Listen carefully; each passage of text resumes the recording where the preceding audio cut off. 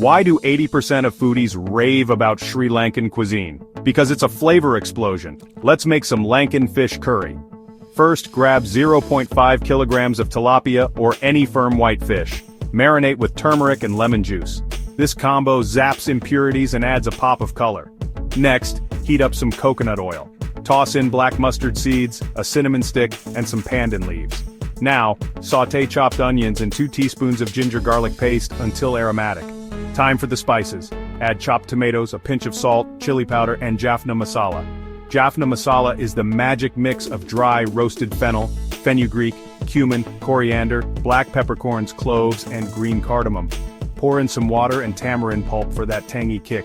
Simmer for 5 minutes, then add creamy coconut milk. Remember, simmer, don't boil.